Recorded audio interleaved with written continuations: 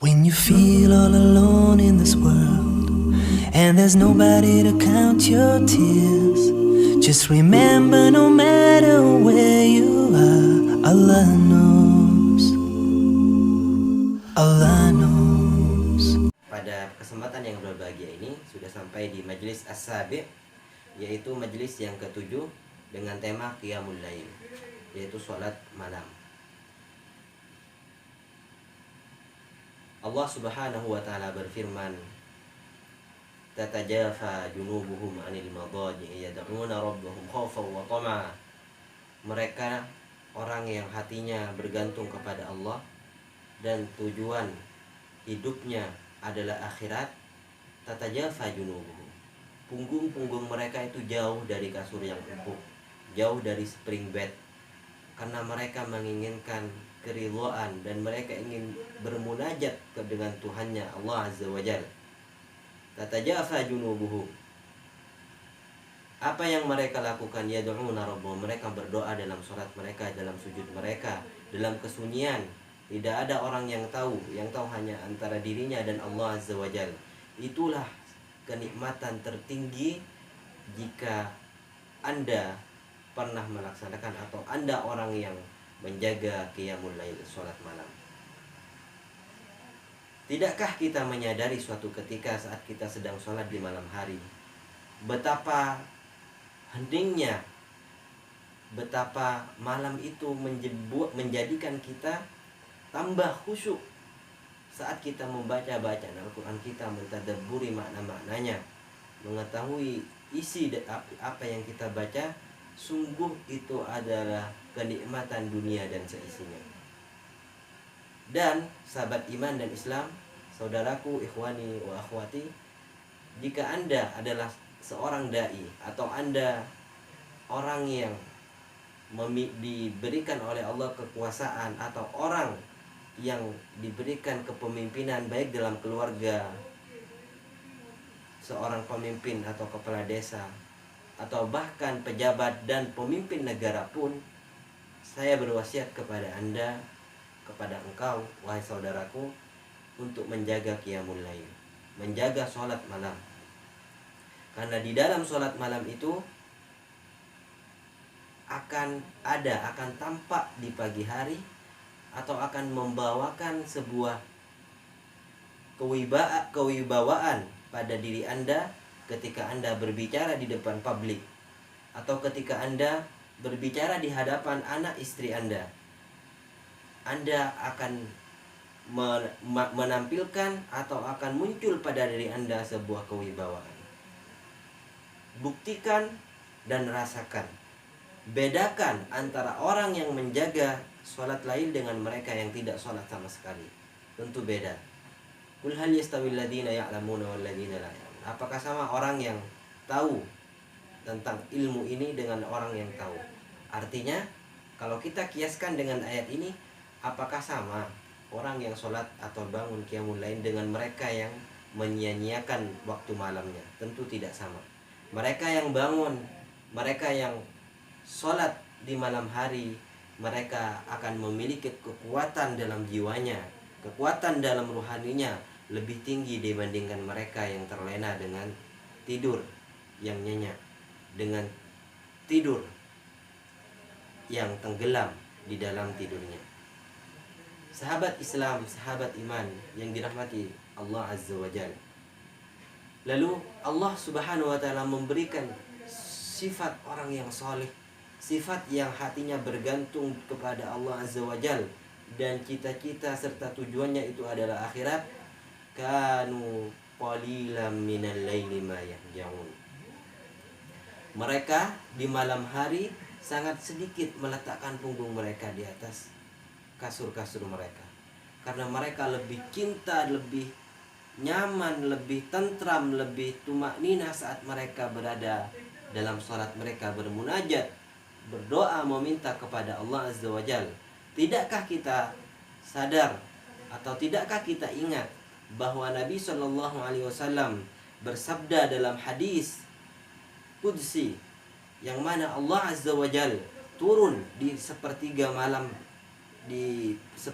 dari malam hari, Lalu dalam hadis qudsi tadi Allah Subhanahu wa taala berfirman dalam hadis qudsi,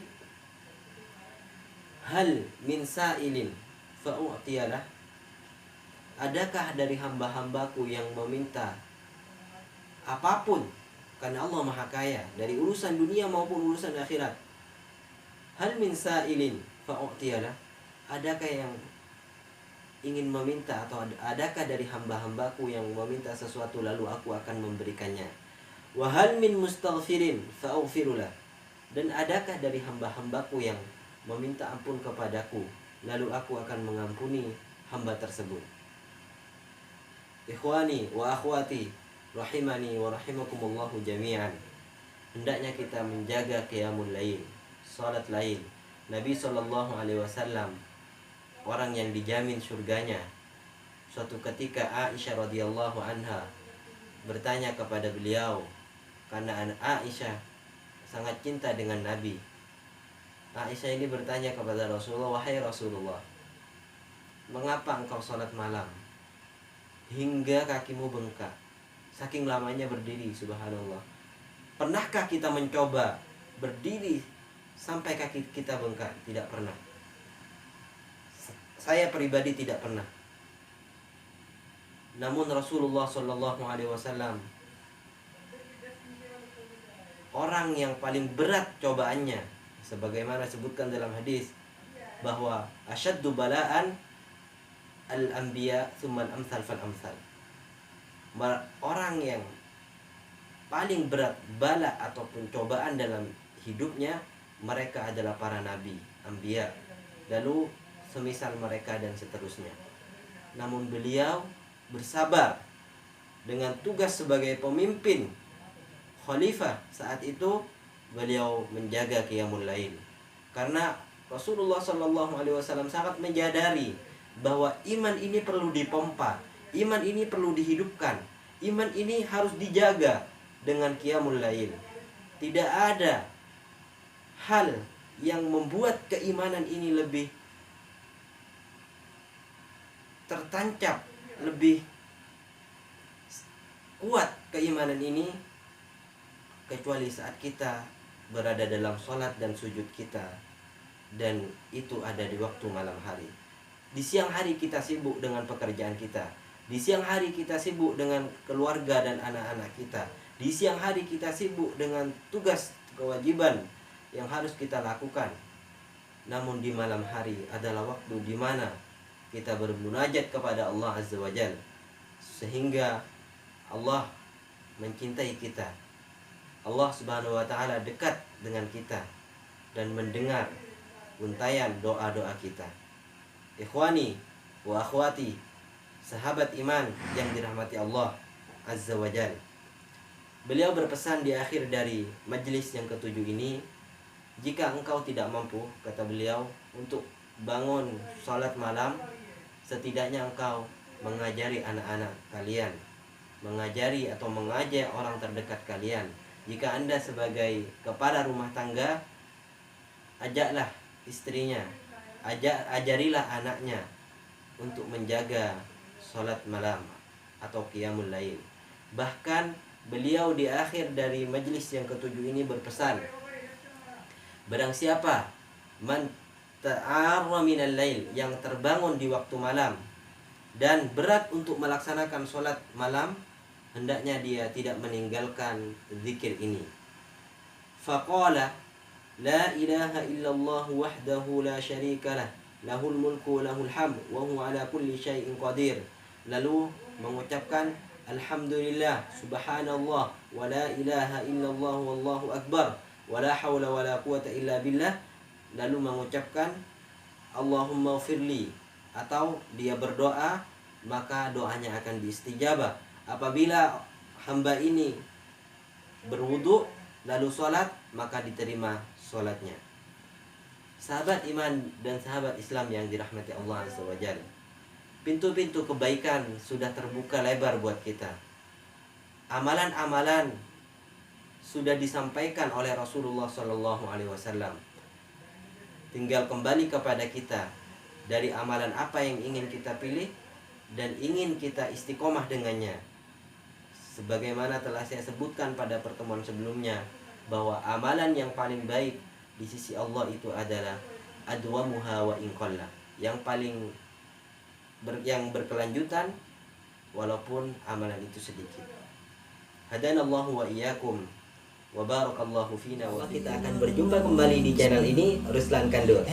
Teruslah dukung channel kami dengan cara like, subscribe, dan share kepada teman-teman, keluarga, saudara, atau orang lainnya yang Anda cintai. Karena ilmu yang bermanfaat itu adalah yang dibagikan kepada orang lain, dan ad-dallu ala khair kafailihi, orang yang menunjukkan kepada kebaikan seperti halnya pahala orang yang mengamalkan ilmu itu sendiri. Sekian dari kami. Subhanakallahumma wa bihamdik, asyhadu an la ilaha illa ant, astaghfiruka wa atubu ilaik. Wassalamu alaikum warahmatullahi wabarakatuh. And there's nobody to count your tears. Just remember, no matter where you are,